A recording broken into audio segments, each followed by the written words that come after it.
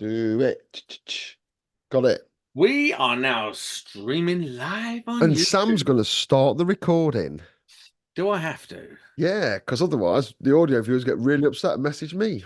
They do indeed, because they know that you're the guy. Right, so we are live on Yeah. YouTube tonight. We are live again. I messed up at the beginning of the week, so we didn't get to do a podcast on Monday with John from Artisan, but we are doing that on Sunday. John from Faultless. Okay, John from Faultless is going to be on Sunday now, but today we just thought we'd do one because why not? So, What a Jamie, week. What a week, innit? I got news and everything. Jamie, Yes. sponsor. Well, you're the driver, I'm simply the passenger. So you do it.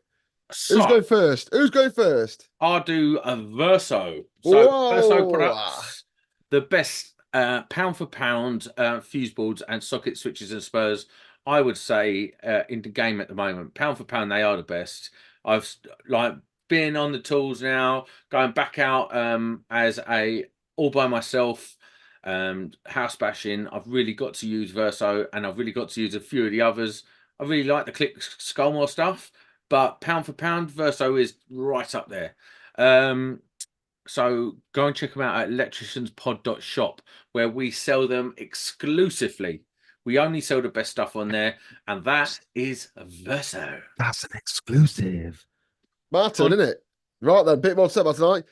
My side of the podcast is sponsored by CHAUVIN, who make fantastic test gear. In fact, I thought to show some of it off in my new set. However, when measuring up, I've got the sizes wrong. You can't actually see it. But if you want to measure anything, test anything, volts, amps, power quality analyzing, voltages, what's the other thing they do? Power energy login. Give them a shout. They're really, really good. They're very supportive of this show and myself and loads of other people on the Instagram, social media, on that space. And they are well worth checking out. And I promise to you is, if you do not receive the service I receive, I will bollock them, which I have not had to do. And also, they've paid for my lovely new office, where I now host this podcast from, so we can make improvements to it for you and all that. So thank you very much for that. But yeah, give them a bash. They are very, very good.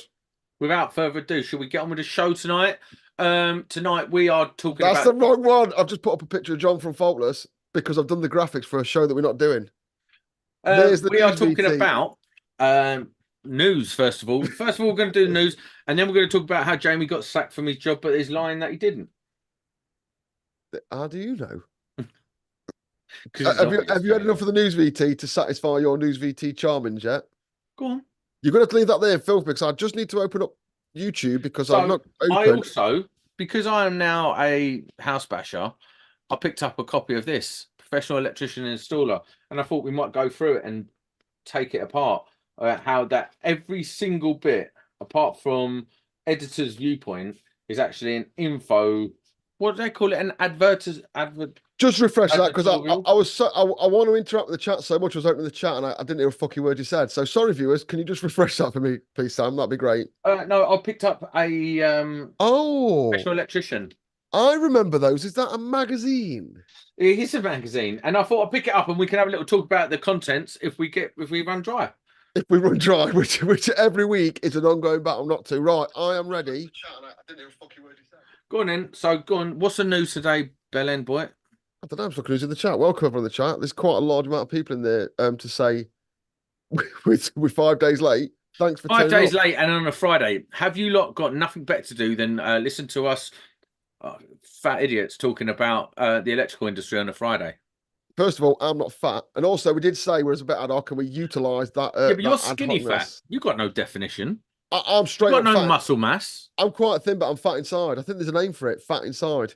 So, no, you're skinny fat. You're like a doughy oblong. I don't look like a fat mess like you, but inside my body's still dying. Is that what you're trying to say? I bet you. I probably look better without my top on than you do. I don't. I'm just going to say yes, so I don't have to do it because it's not what audio viewers want. Anyhow, let's get off this fucking tripe and get feedback on audio. Welcome to the chat as well, please. Thank you. Number one. Hinkley C nuclear power station price tag could rocket by a third. Is anyone that surprised, really? It was always on the cards. I'm glad they're building another nuclear power plant. It's needed in the country. Anyone who thinks we don't need nuclear because we've got solar and all the figures they're giving out about solar is a lie. All the figures they're giving out about the wind power and all this offshore shit, that's all a lie. And the fact is that those offshore wind farms, they are paid not to produce electricity during the nighttime. You Did know you know that? now, as we're going to cover that, I've now left my previous job. I could talk a bit more freely about the energy infrastructure now, which I'm going to do. Not in this case, but I will in the future. But yeah, the problem. I agree with you. Nuclear power stations are great because they provide a base load. You can't ramp a nuclear power station up and down. If it's a 20 megawatt plant, it's probably producing 20 megawatts. It doesn't go up and down. Yeah, but the So same for solar farms, same for wind farms. If they're producing wind all night long, it's still the same. So they have to pay them not to connect to the grid. it's mad, and we can cover it a bit more, like the things. But a nuclear power station is either on or off. That's simple fact. Yeah, so they're great for base load, which means you can free up gas power stations to provide the little bit where it's going up and down. Solar and that's got its place. Do you But know the how they problem, used to balance a grid? When oh, like I'm that of time, course I do, but I'm going to let you tell me. uh, dam power. You're on about Electric Mountain, aren't you? De Norwich in Wales. So what they used to do is like there used to be this myth that, well, it wasn't a myth, it was a fact that like at 7:30 when EastEnders or Coronation Street ended on like a Monday night, everyone got up to, or in the adverts got up to put the kettle on. So the whole of the country at the time, because everyone would watch the same thing, would get up, put the kettle on, and then it would cause a massive like draw on the grid. Well, they used to prep for that. They used to use the energy produced by water. So they used to release that energy at that time to balance the grid. Do you know what? Every single thing you've just said is absolutely true. I know. So what they do is, because De Norwich in Wales is a pumped hydro storage, they would use the nuclear energy because you can't turn it down to pump water up a mountain into a lake. Yeah. And then during that ad break, they'd let it through some valves. What thing was invented for that? Here's one for you. Do you know what TV item was invented for that very reason? News at 10? No, In the corner, you used to get the little flashing black and white box. Yeah. That is so the bloke in the Norwich power station can press that button to satisfy the demand during the ad break. Wow. Didn't know inform, that. That is to inform the grid controllers when the advert's going to go live in things where they're not always continuous. But yeah, the problem with nuclear is we pretty much invented it. We've got a fucking absolute mess of Sellafield where we developed it because obviously when you develop nuclear, we're going to make a mess. It's costing billions to get rid of it. And we actually cracked it and made British nuclear fuels, which could make energy. So you know what we did with it? We sold it to the French. And now we're having to bar that expertise back. The problem we're so shit at big national infrastructure projects is because we don't do them often enough. And then when we do them, we don't know what we're doing. We get them wrong and they cost a fortune. Nick Pearson's come out saying good in the chat. He's saying that health and safety always ruin the budgets on big jobs, such as Hinkley. Is health and safety gone mad? And he ain't wrong. He's not wrong. Again, are we going to disagree in this thing? I know there for a fact, like, you're lucky if you get 3 hours work done a day, like what we 100%, yeah. Because you've got to get there, get in, get through all the health and safety, do all your shit, and you're lucky if you get a fucking hour's work done, to be honest. So, yeah. It's like back in the day on the underground. So it used to be engineering hours on the underground, so like 5 hours. Yeah. So everyone wanted to get on the underground back in the day because it's a literally you'd get the most money. So you get engineering hours, and engineering hours was always good money. It's like 400 quid a shift. And by the time you got through the health and safety check, done all your checks, got your stuff, set up your barrier, you put up one bit of conduit, and then you start packing down and then getting all ready to leave that night. In fact, if you put up too much conduit, they'll tell you to take it down. I think we need. I'll tell you what. We'll do an whole podcast on that because it's a really interesting topic. Is health and safety too vicious? That's coming. Anyway, Inky Port's going to cost double. So enjoy paying taxpayers' money to a foreign investor to build that. Number 2.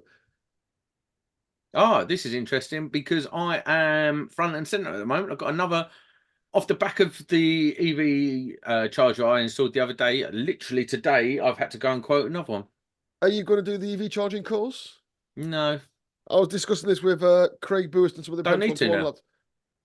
You don't need to. You don't need to now, do you? Well, it'd just be dangerous to qualify for your job. No one cares. Mate, it's a posh socket. Correct. Now, I would agree with you totally on that. However, this particular one, the 2921, is the commercial one. You know, for like the big Tesla parks you see. That's different. It is different. It's a 4-day course run by City Guilds called the 2921. I keep wanting to say 2391 or something there. I think it's got legs as a course. This is not an advertisement for it, but if you're into designing that, you think that'd be a good course, wouldn't you? There's going to be loads of these superchargers all over the country, wouldn't you?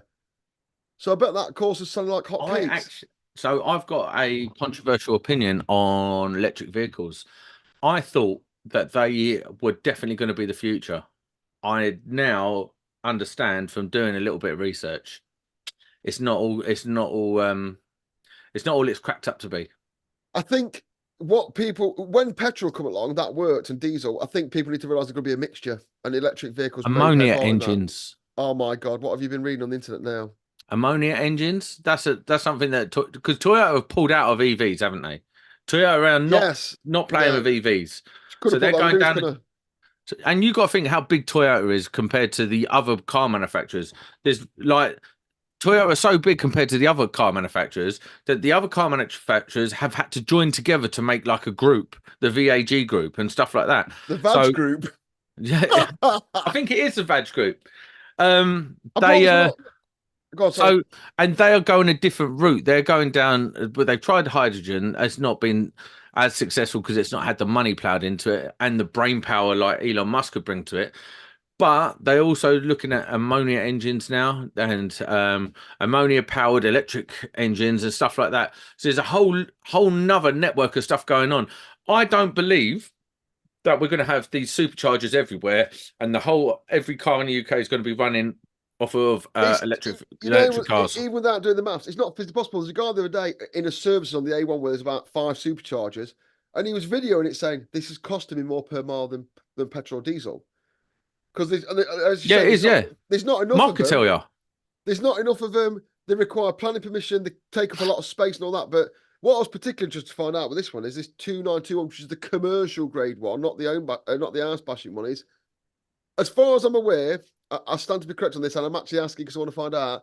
There is one training provider in the country delivering that course, and it's like, oh really? Yeah, it's Spark and Ninja's crew. Spark and Ninja's delivering that. Yeah, although he's not a massive fan of the show, we will say he's delivering it. I'll advertise for him. He delivers that. And I think he delivers that every 4 months for 10 people, which is like, how many more designers do you need if you're going to unleash a supercharger network across the whole UK? I don't think they're going to. I don't think it's a viable. I don't think it's viable yet. And these companies that run in these electric chargers, different electric charger points in the UK, they're just ramping up the money.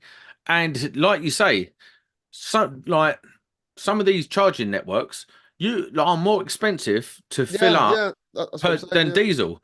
And all that's going to happen is a diesel there's a diesel it's a Cummins motor, Cummins drivetrain that has been it's not even that new. It's might be 5-6 years old in the US, and that produces 0 carbon emissions, and it's a diesel drivetrain. What the reason I put this in was because when I found out that just one training provider was delivering it, and this is a course need for supercharging, obviously you don't need as many people to do the design of it, but 10 people every 4 months getting trained on doing these, and there's going to need to be thousands across the country. I just thought it's quite interesting that that's there. And also, if anyone fancies doing that, might be a good little stream. Yeah, but how hard is it to become like certified to be able to give that course? I can't imagine it's that hard, and I can't imagine it's going to be that popular. It's not, but I just thought it was interesting because I want to do it. The only reason that the EV installation course was popular is because you needed it to be able to get the grant for your customer. I think so that's why people did it. But why would you do it if you don't have to now? Like, you don't have to do it. And what's complicated about it? Go and work with someone for the day to do it. No, we're talking design of huge. That's different. I'd like to do that course. I might do it. Obviously, I think we both had his runnings with Spark and Ninja, but I assure you that course will be well delivered because he knows what he's on about. So he won't let you on there. I know he probably won't, but what I'm saying is I would like to do it, and I think it'd be well delivered. Listen, fair play to him though. Fair play to him. He's obviously seen this coming down the line and gone, yeah, I'm going to be front and center on that. It's a good business move Fair play. Yeah. And I think he's the only person delivering it. So wait to find out on that. Obviously, we won't be shouting those other people out, but I'm sure, like I say, that's probably. I would really enjoy doing that course. I think it'd prompt some interesting design things for a designer. But yeah, if anyone knows anything else about that commercial stuff, great stuff, or anyone's doing it's probably, like, let us know. knowing that, like, it's probably a course all about how if you don't do this, you'll end up in prison or someone will die or some nonsense like that. Like, stop.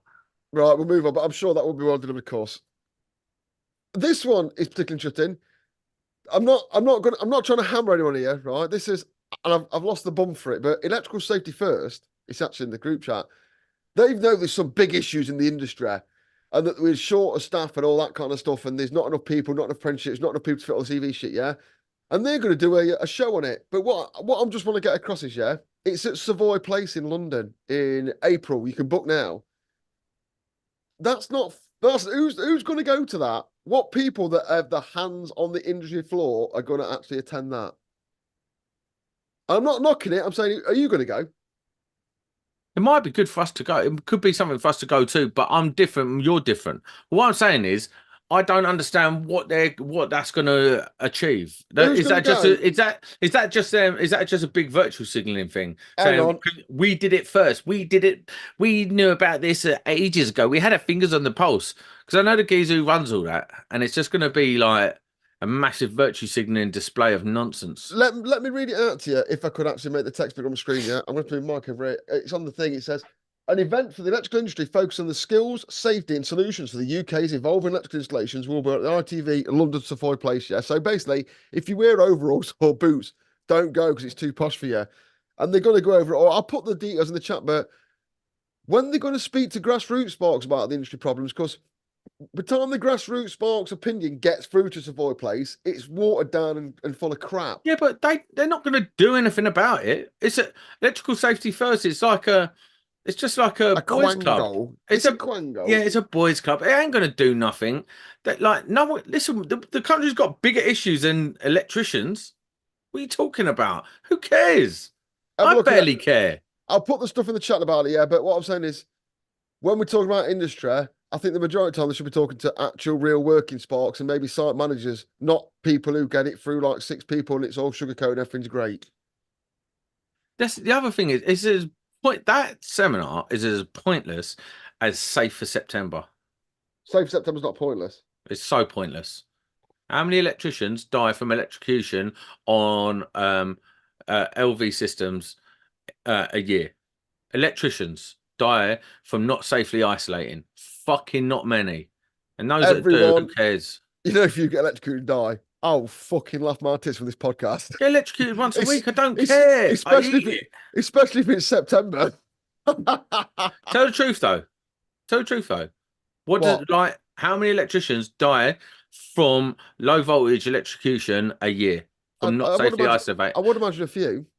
That's a pure accident that die from not safely isolating, not an accident, not nothing like that. Someone who dies from not safely isolating. 13 a year. None. 13 according to Mark Ellison, who's thinking of the. But the problem is, no. That's how many people die of electrocution a year. I'm talking about how many electricians who didn't safely isolate die a year. You're such a middle-aged spark who thinks he knows everything. It's aimed at young people to drill it into them because young people, as you remember, think they're great and invincible because they think they're invincible. But they're not going to die from it. You're a bumhole. How many electric shocks have you had from LV? Be honest. Lots. Are you dead? Some of them, they varied from all that hurting me and to blowing me across the wall. So, yeah, I'm lucky, to be honest. I've had a couple that I was lucky about. And I'm sure everyone... Are you dead? Yes or no? It's a pyramid, though, isn't it? Everyone in the chat's going to say the same thing. Yeah, I've had some fucking tingles. You know who's not going to say I've had some fucking tingles? The dead people, because they're not in the chat, are they? Because they're dead. Because there ain't none. Because they're dead. No one died from it from not safely isolating. Right, this news is over. I'm vetoing this news now because you're chatting pure crap. Always safely isolate, kids. Safe September is very 13 very electricians important. on LV. But is that LV from not directly isolating or cutting through a circuit that you had no business cutting through? That's what I'm saying. Weird one. It's just nonsense. Why don't we go to HV? Someone died on the site. Someone died on one of my... HV's a different ball game. Exactly. If you're taking the same attitude to HV, you're going to die. Oh, well, I'm glad we've got some common ground. Thank you very much. I don't know. We had an LV death on one of our on one of the sites that the company I was working for. It weren't the company I worked for. Some local gardener. Sounds like a helicopter's about to fly into my building. I hope it's not. I hope you all can hear that. Some local gardener next to one of our sites was strimming around a HV transformer pole. But you know, on the strimmer, you know, you get the metal blades because that bit of plastic's too safe. Yeah. He had the metal blades on. Apparently, went up to the pole, chopped through the metal capping straight through the LV cable and killed him. Like, bonkers or what? That's just one of them things, though, isn't it? There's no like, the procedures to stop him from dying have already been put in place, haven't they? Yeah, but don't use strimmers near HV poles. That's my plan. Anyway, move this news on. It's boring now. And also, I think a helicopter is about to crash into the building in, or the air ambulance is out. Oh, So, I hope so. I hope so. I hope it would make good audio. I hope you get 9/11. I really do.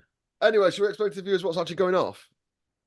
Yeah, right. So it's still business month. The whole idea of this month was to talk about business because myself, I've transitioned to not being a subby anymore. I'm a domestic house basher now. And Jamie too has decided that he no longer wanted to be a PAYE slave, and wanted to jump on to doing the self-employed route. However, it was not a choice for Jamie. He got sacked, and we're here to talk about it. Also, I don't know why I sound like an echo there.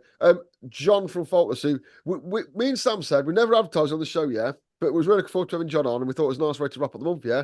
So we said John's coming on, and then he weren't on because we chinned it off. So yeah, John's on Sunday. The podcast is going ahead on Sunday as normal. Tell the truth though, Jamie. Let's not swerve this a minute. What? You was either asked to leave. Someone's at the door, mate. One sec, I'll be back in a minute. Why is there someone at the door? Not really. I'm trying to put you off. You was either asked to leave, or you got fired. Tell the truth. The truth is, since I was 16, which is 1997, this is the second job I've worked my notice on, and I've had. I think there was something else to it. Because all of a sudden he's like, it's the best thing ever. Go and get on the cards. When he first joined this show, hey, go and get on the cards. It's the best thing ever. I'll get this, I'll get that, I'll get this. Now then. All right, let's talk about that. So before I was on this podcast, I was a viewer of this podcast, yeah? And I remember you getting a job in hospital and doing exactly the same thing. I did until I actually started getting my paycheck. Right. There's so many aspects to this, isn't there? There's the money. So, like, and I've said this over and over again to the blue in the face, yeah? Why has the upper tax bracket not increased in line with inflation? Why is the 50 grand tax bracket for super tax the same as it was 15 years ago? So, first of all, that makes, as you know, it makes being a high earner hard work. Brutal, yeah? But the job I did for the money I was on for my salary was fine. I didn't have a problem with it. It's just that when you do start getting over that number, it does become soul destroying. But that's something I learned to handle a bit, PAYE wise. But I'm sure we're not the only people who feel like that. But once you get to 50 grand, you're getting half. Is it 50 grand? Is it more now? You're getting half your wages taken off you. It's a bit soul destroying, isn't it? Well, it's not just that. I'm not very good at being a employee, and I can't imagine you are. Funnily enough, for the right kind of people, I clearly am. Because for the first 18 months of where I was working, which was a place called Conrad Energy, I can tell you now, it was brilliant. I loved it. I worked for a really good electrical engineer who knew his stuff, loads of good lads and ladies and stuff like that. And I thoroughly enjoyed working there. It's just that I don't like getting my feet into the table a lot. My microphone's falling over. There's so many different aspects to it, but I don't. So let's start from the beginning, right? Yeah, you do. When did you decide that you wanted to make the jump? To be honest now, someone from work might watch this, so I'll be getting some calls Monday morning. I did a job on one of our sites, right? This is the genuine truth, right? I'll try and get this right. We had a burnt out fuse on one of our sites, right? Quite a big 3-phase job. Now, you can watch exactly what happened because Corey did a video on it. You know, Corey, you might have seen him, he's getting quite big on YouTube. He did a video on this particular job, and I'm in it. So it's on his channel. I'll put the link in the thing, yeah? But the reason that came about is because Corey is on our books as an engineer, as an electrical contractor, yeah? And I went to this job initially, and the fuse had burnt out, but the fuses, it was one set of 3-phase fuses that fed 3 things. One big thing and 2 little things. And I was like, well, they'd rammed all the cables in the top and it burnt out. And I was like, that's no good. We want to get that fixed. It'll just cause more problems. So I spoke to them and said, oh, I need to design it and get it through the engineering group and all that. Because sometimes in corporate, unlike the world was in before, things are quite a slow process, yeah? So I did all the design, worked out that I needed a big set of pull fuses and some little fuses and did it all, got it all together, yeah? And I needed to get some parts, but ordering at my old place was like pulling teeth, and it really got me down. It was like the worst bit about it. So it's easy just sometimes to get a contractor in, and we got Corey to do the job.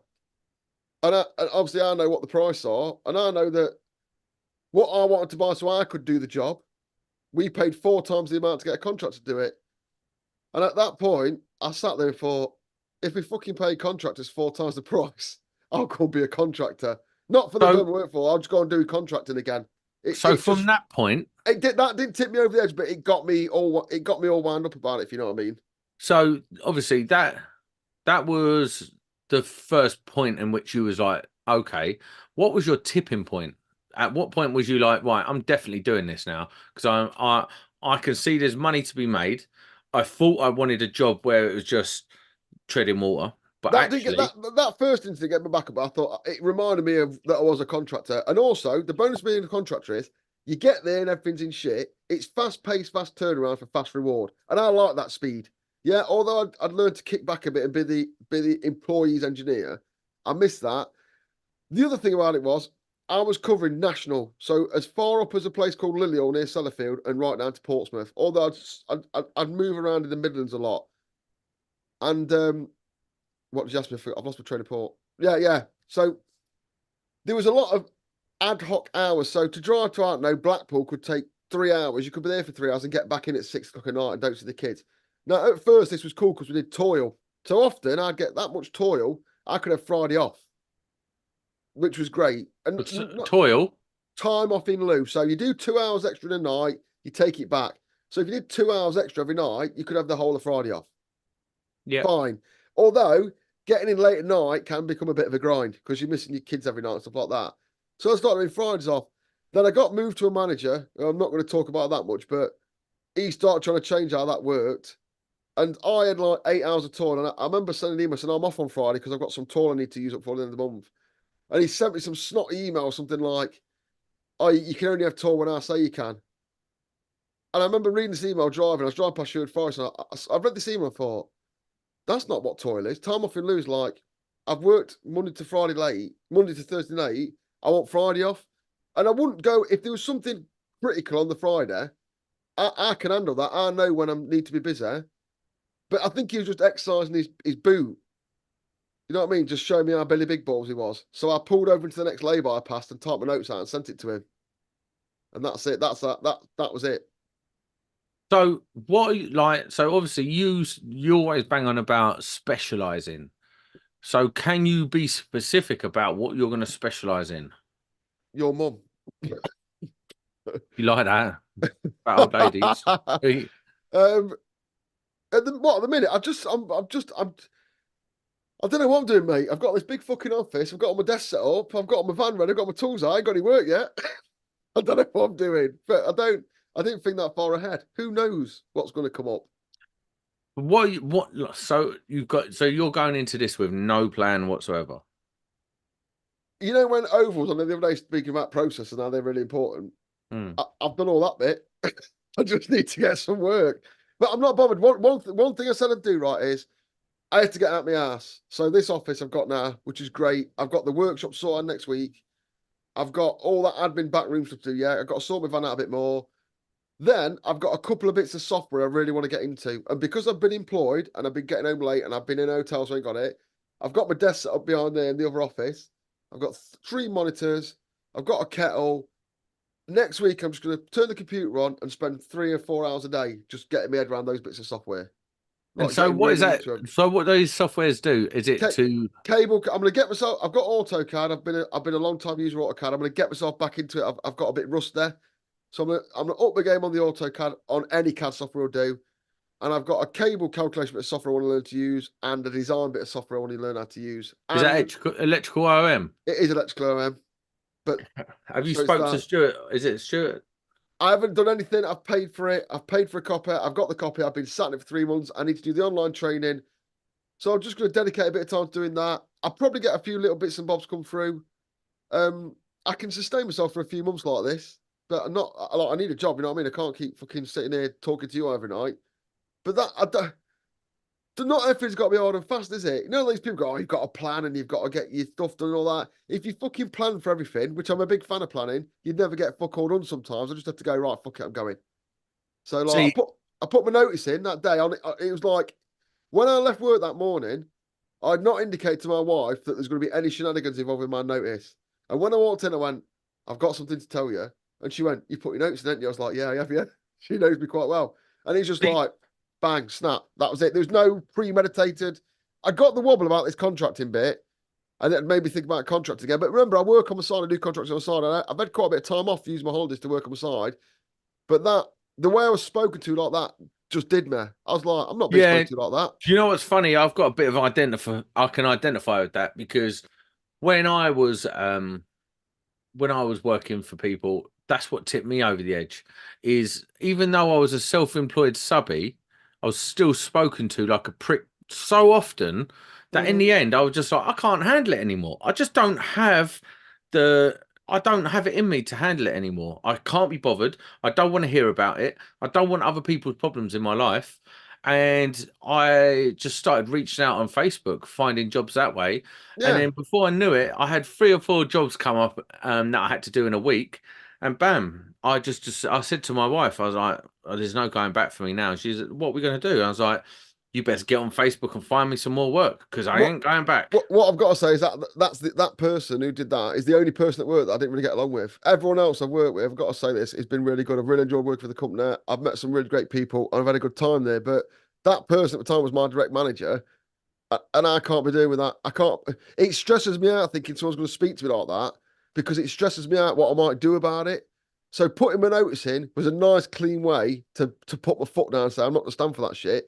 Because back in the day, the other option was you drive the van through the window and beat the fuck out at the desk. But I'm getting a bit old for that shenanigans now. So I just want to say that like the firm I was working for were great.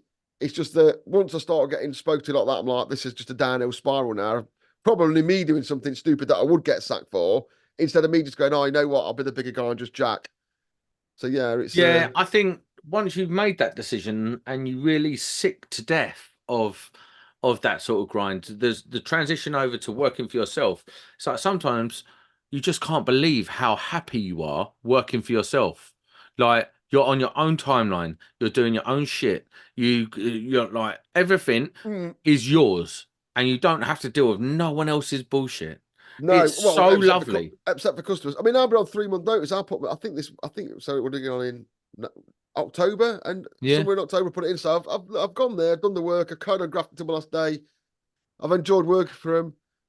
And like I say, it's the second time I've ever completed a notice period in my life. Every other time, in honesty, I've pretty much been sacked from every job I've ever had.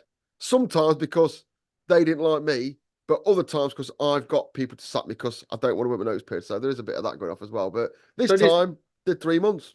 there's one overriding thing for me that's been really hard switching over to working for myself, and that's quoting.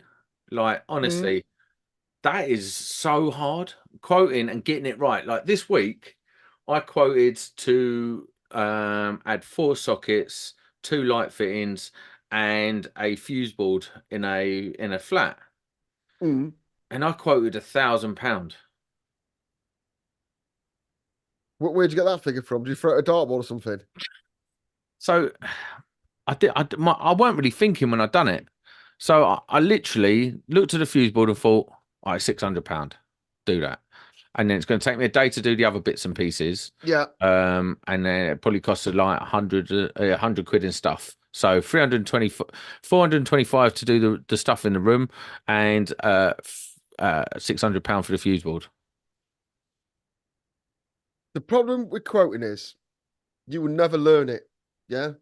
I could do a YouTube video on it and tell people how I do it. That won't work for a lot of people. And don't get me wrong, I throw out instinctive quotes because that's what being a skilled person is. But when you're leaving somewhere, going on your own, you don't know everything. like, and I've been doing a blog on YouTube, which I fucking hate doing, to be honest, but trying to. I put some up about business on Instagram, right? Someone's like, "Oh, what about this?" And I'm getting bombarded with fucking questions, which is why we've done Business Month, why I'm doing a blog. People just don't know. And some people just want someone to go, you know what? I'm not that good at quoting either. And they go, oh, that's all right, then, because I'm not. So you can go on your own. It's not a blockage to you going. If you can't get out of bed in the morning, that might be. But there's so many things about business that everyone's a bit shit at. Mate, you can't be good at everything. Can't even be okay at everything. So I went in there and I was like, oh fuck, I've really fucked up here. And I thought it was going to take me at least 3 days to do it. I thought I was going to be doing a lot of chasing. So I went straight out and I bought a chasing tool. Now I'm making no money. No money. That is self-employed. I've done that. I've gone on jobs and thought, fuck, I need a core bit, a set of core bits. And you think, well, I've got to buy them. I've done the job for free, but I've got a set of core bits now. The next time I use them, make money. And that is when you go out on your own. What I've got to Richard is this isn't my first time round. All the shit that's in this office, I already owned it. For you, you're buying stuff you never used, did you? Like, if you had to fit in a fan tomorrow, you might have to go and buy a set of core bits. But every bit you drill out of that is a freebie, isn't it? And that's what setting yourself up is. Yeah. So I spent 300 quid on these chasers and stuff. And then I got in there. I walked in and there's 2 old people in there, and I was like, "Oh, hello, morning, blah blah blah." I looked around, and my ass fell out, and I started having a bit of a wobble. And I was like, "Oh, just got to nip to the wholesalers," and I went back out, and I went and sat in my car, and I phoned 3 or 4 people, and I was like, "What the fuck do I do?" And like some people said, "Just fucking tell them you've underquoted and you're not doing it." What was wrong? Have I missed something? What was wrong? What was the problem? You just don't think you had enough money in for it? No, well, by the time I'd bought the fuse board, the wall chaser and the Hoover to go with it, and all the other bits and pieces, most of my profit was gone. Yeah, but you've gained assets. You've gained assets though. That's a no, not really, not really, not yeah. But I don't fucking want the chaser. Do you know what I mean? I need the money. What about next week when you chase a wall out and it costs you buy nothing? it next week. I'll add it to the quote next week. I know what you're saying, but you can't. You're gonna have to acquire assets. You're gonna have a garage full of electrical shit. That's just how it all works. Yeah, listen, you're getting bigger now, doing more work. That's fine. Listen, I've got a load of shit, but the wall chaser I don't quite need yet. Right, I don't need it yet unless I'm doing rewires, and I'm trying to stay away from rewires. Yeah, fair one. Because I think they're just, unless you are set up just to do rewires, I think you better off swerving them because there's so much shit that can go wrong with them. They're too stressful. Anyway, so I'm doing this thing, and I got so lucky because one of the sockets they wanted was right next to a switch, and I was like, "What does this switch do?" And it switched the fireplace, but that was on the ring. So I only had to chase a little bit. So I'd done that with a drill. And then all these little things kept happening. And where they wanted another socket, the ring was already there and stuff like that. Before I know it, what I thought might take me to 3 or 4 days ended up taking me 2 long days. I took back the chaser and the thing back to Screwfix, got my money back on that. And I ended up making good money on it. But it's rough. It's uphill and down, isn't it? Sometimes, if you still get that chase, you still made a good bit of money, you got the asset, but you can go about it again. But sometimes you've just got to admit that not every job's a winner. If you lose money, there's no point getting upset about it. You just don't do it next time. That's it. Because my brother was saying to me, like, just leave the job. Like, you'll never be happy if you do that job. And I'm glad I didn't listen. I went ahead with it, and I made the money I wanted to make on it. Yeah. However, it's only because I got real lucky with the placements. Let me tell you a story about this. This story occurred maybe 20 years ago. Yeah, I used to work at a place called Banter House with my mate Smiler, who got me the job there. And we're probably about 20, 21, something like that. And he's picked up this rewire. I was like, do you want to give me on with this rewire? I'm like, yeah, all right then, mate. He's like, just a rewire. It's only a 2-bedroom flat. I'm like, yeah, sound. He goes, we'll do it on Saturday. We'll probably get it first fixed in a week. I was like, yeah, we probably will actually. He's like, it's plasterboard walls and breeze block. I've been took a socket off and I've checked. I was like, because round Nottingham there's a lot of strand. Do you know what strand is? The straw stuff. Straw walls. Round Nottingham there's a lot of walls made. Carbon plaster. No, compressed straw. Oh wow. So it's a solid lump of compressed straw. It's on a lot of estates from the 80s. I was like, it's not fucking strand, is it? He's like, no, it's breeze and block. Sand, no problem. So we rocked up this flat, and I think we took a set of steps and some hand tools and all that kind of stuff. This flat's empty. So no one's there. They've let us in and fucked off. And gets me a little set of steps out, and I'm like, there's the fuse board. The fuse board's fed a bit of pyro. I was like, mate, this is feding pyro. Better be careful how we do this. He's like, oh, yeah, that's a bit of a problem, but never mind. Went up to the ceiling to look at the ceiling rows, hit the ceiling with a screwdriver, doink. Fucking rock hard. I'm like, what the fuck? It's slab construction in it. So it's concrete walls with breeze block in the middle with a concrete floor slab.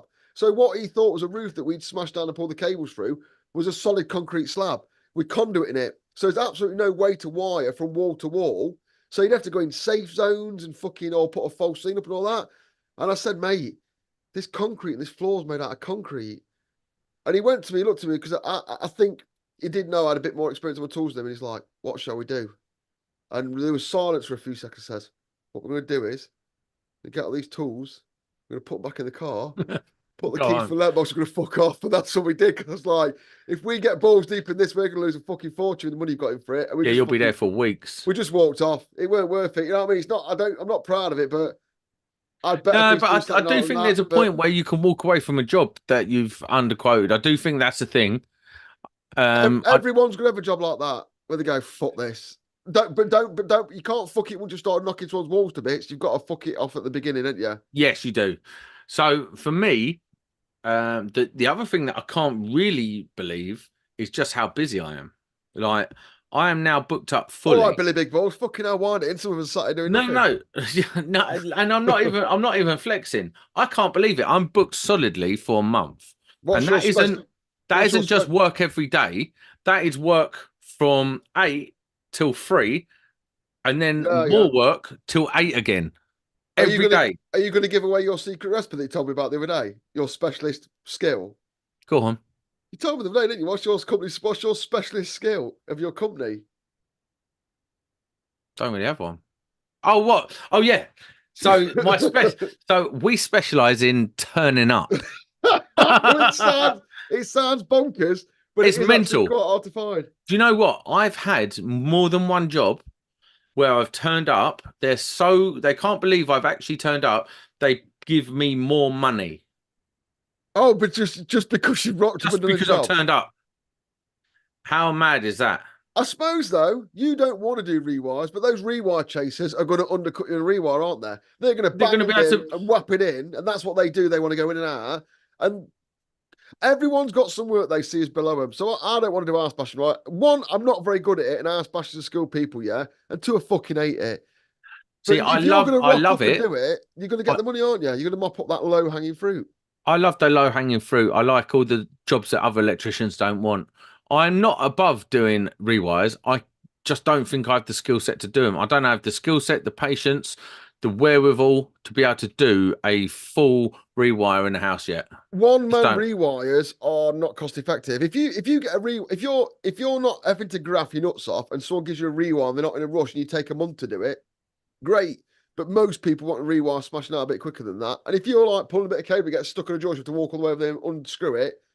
You're not making mad money, are you? They're a two-man job, aren't they? Or a lad and an apprentice. Yeah, you need someone who's skillful at them, and they're going to make good money. If you're really good at rewires, and you've got that sort of that engine ready, and you know the logic of a rewire, you will make really good money. But you are going to be working your nuts off. But their vans, and this is, I always say it's down to what your van's up to do. Their vans are not set up to go and do a little socket. So I was asked 50 quid, are they?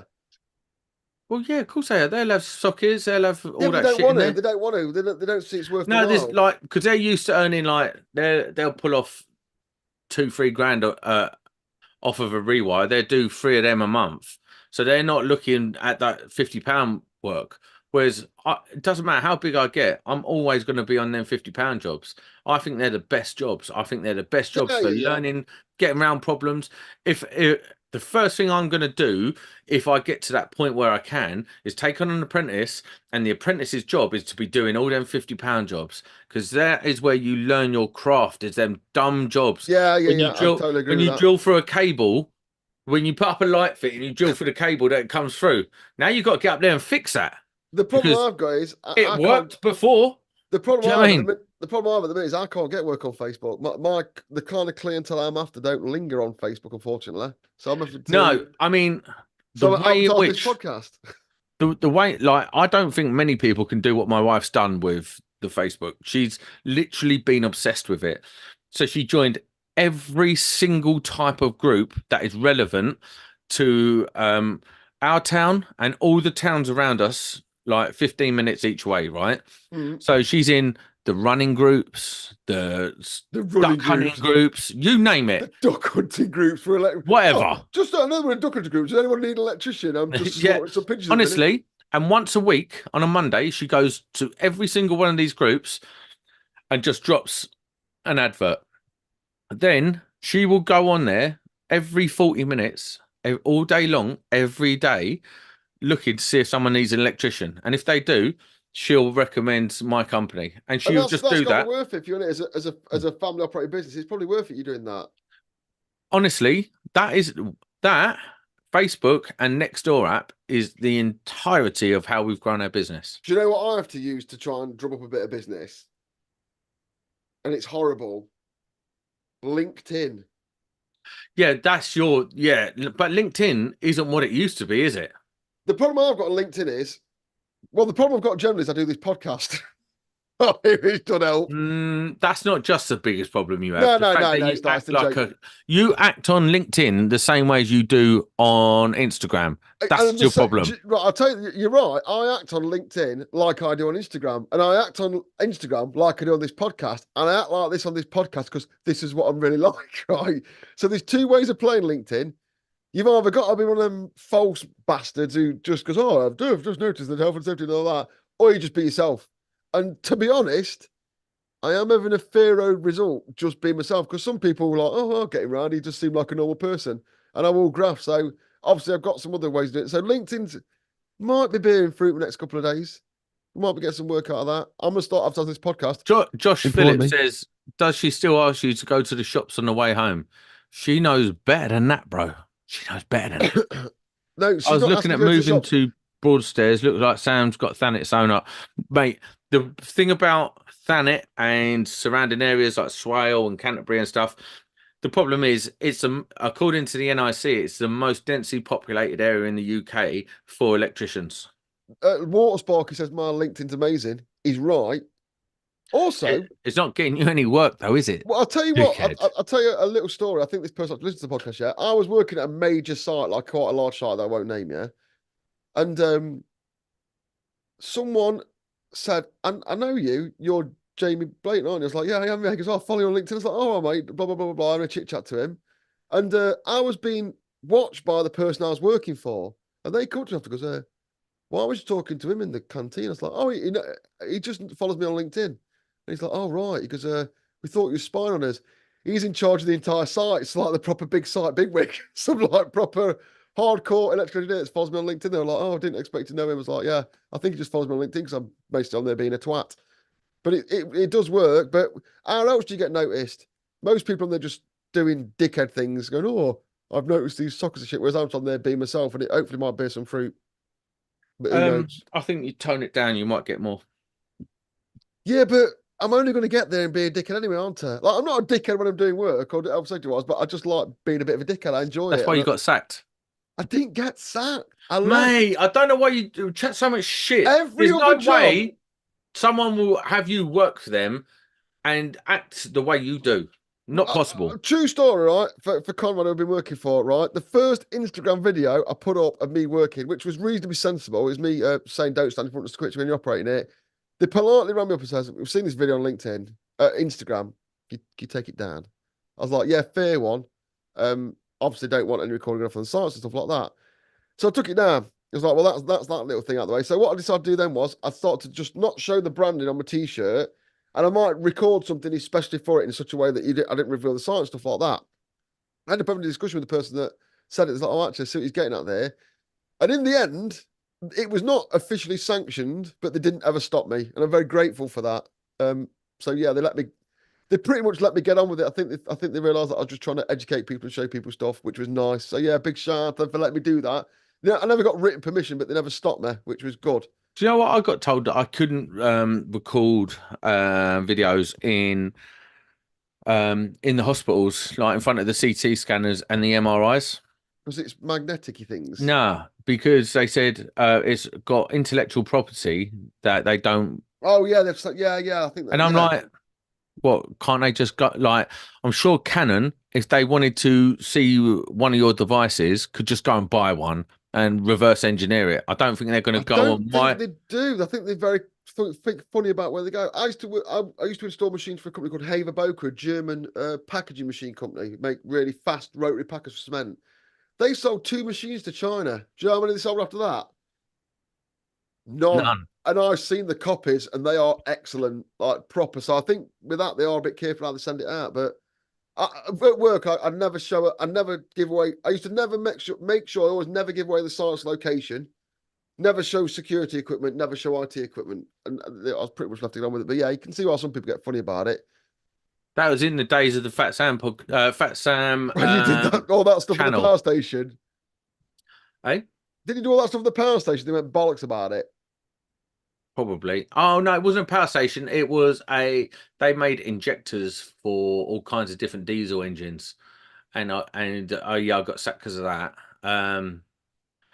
Yeah, The reason a lot of people will let you film, and I'd love to know what some proper YouTubers think about this, yeah, is I'd sort of got into it at work because I'm trying to educate people and show things off here. I think people find it interesting. But everyone's always like, oh, we can't. When you see a photo by all the big companies, like I've done. I had some photos taken at a major power company, yeah, and these photos were all staged from something that we've been doing. And when they got to the press people, then, oh, you've got the wrong gloves on, you can't publish them. Like we're there pretending to do work with brand new eye visors on and brand new hats and brand new glasses. You could see it was all staged. It looked shit. Sometimes people need to go. There's nothing wrong with showing what really happens in the workplace, as long as it's not massively dangerous. There's a big thing like, oh, we can't have people out there, and that's because of Karens. Because every fucking thing you put on Facebook, Instagram, or YouTube, there's always some cocking and the things going, oh, you've got the wrong boots on. And because of dickheads like that, it's really hard to put footage out there. So they should just all get in the fucking sea. yeah. I don't know, man. To be honest with you, I was thinking about bringing back Fat Sam channel and just doing it from like house bashing, but to be honest with you, I can't be bothered. You enjoy that though, don't you? Like, unlike this podcast, which you clearly hate. No, I love this podcast. I love podcasting. I just don't think I got it twisted. I thought back in the day, I thought I liked doing content, and actually, I hate content. That's why I don't do any other content. Like even my Instagram's really crap. Like this is all I like doing, just I, chatting. more than anything, I like Instagram because one, you don't get many dickheads on there because you don't have to follow me. You know what I mean? You don't have to follow me. But I enjoy delivering quick, fast, technical, rough how things work or how things get done videos. Yeah. Then what I do is I screen record them and put them on YouTube, which is for some reason going quite well. I'd love to produce long form content and proper educational videos, but one, I can't write scripts because I can't write, so it's a fucking waste of time. They just sound like shit. And two, I start dragging on about bollocks. So, but I You enjoy should do making. one with Savo. Well, funny you should mention that. I think me and David Savery are going to CHAUVIN ARNOUX to do some content this month. So Cool. I watch out bet for that's that. boring. Oh, we'll be bumming and everything. But yeah, it will be boring for you. But I like little technical videos. I don't like if I want to watch an half an hour video or something that gets really into it. I love watching stuff like that, but I can't produce it. I just like doing fast. Here's how stuff happens in the vein hope that it'll help someone one day, or someone will go, oh, you know what? I'm an electrician and I want to move on and I really like to do that. That's all I produce it for. I Because want to otherwise, I talk can't about. moan your mum. I want to talk about testers quickly. So I have got my hands on a TIS MFT Pro, lovely bit of kit, and I don't really know how to test. I've been watching a lot of YouTube videos and stuff, but mate, do you know how good that tester is? You press a button and it tells you what leads to put where Mm. and basically how to do the test. Yeah. Then if it doesn't go right, you press the help button and it tells you what you've done wrong. It's fucking amazing. You literally learn how to test via the tester. I would hate that. Get on my nerves. So I'd think it was telling me how to do my job. But I can see. I see what you're saying there. It's amazing. Honestly, it's amazing. The thing about TI's testers is I dislike the form factor, if I'm honest. Just nothing wrong with Yeah, them. yeah. I don't like the form factor. Isn't it about time we had an annual test? In our annual test review with David Savery due in April? Don't know. The only new tester is out. There's the MX1. Sorry, is it the MX1 or the Mega X1. The Mega X1, which we talked about, actually didn't see. Also, CHAUVIN have just released an MFT. Or, well, it's not new. They've had it out in Europe, but they released it in the UK, so that'll be getting a run for its money, which will be interesting how I they handle don't know. Like, I've heard some sketchy things about the Mega X1. It's not ready. It's not ready. You know, when you release a product, and I'm going to be fair to here, I don't want to start hammering them. I know a few people that got a tester and they've had a few problems with it. And when you release a product, sometimes that's what happens. It's just how you deal with that is the important bit. It doesn't mean it's going to be crap. It just means it's probably, if you don't have a tester and you go and buy it, you might fall out of luck. But it's not going to say they're not going to weasel out these problems. I never buy a new Transit till it's been out 2 years for the same reason. Yeah, and also, you've seen the new Transits. Sweet, but I was speaking to someone the other day. I don't know if I mentioned it because it was, might be negative. No, it was Dan, DMH. Got Seaward test gear for testing solar. Show me how it all works. Yeah, they've got a problem with the LCDs that have to go back for repair, and they are accepting them back. It's Seaward. They know they've got a problem, and apparently they're accepting them back for repair. But obviously, it's annoying if you've got one, but they're repairing it. Didn't you say someone? Weren't you on about? Oh yeah, you want to talk about? You want to talk about? Now, and on that, look, we are so segue tonight. It's like a radio show tonight. We're really calm, mate. Azuri Electrical.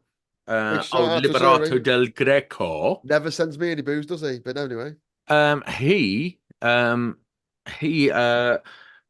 bought the All Singing All Dancing Matrel. You know, the top of the range one, basically the All Singing All Dancing one, and he had that for 2 years and had a software fault in it. Sent it back to him, and they wanted £390 to fix a software fault. That is allegedly, and if they want to come back and let us know if they want to got a press release like that, yeah, that's the kind of thing we are going to talk about. I don't stand for that shit. I think most people who release a product know there's a problem with it. Software updates, whatever. If it's a software problem, why is it £390? Well, it shouldn't be. And it's still in, like, that's only 2 years old. If I'm spending, that's £3,000 worth of kit. No decent test company. Things slip through the net, yeah. There will be problems with software because everything's software based on it. Everything's got. It's not the point that there was a software fault. It's just it's not. It's to fix it. 390 quid to fix a software fault is a piss take. I'll tell you what we'll do. We will go because we keep doing this now because we've learned about our journalists now. I will. Is it Metro? Matrel. Oh, Metro sounds like make kids' toys. That what's the kids' toy that sounds like that? Mattel. That's it.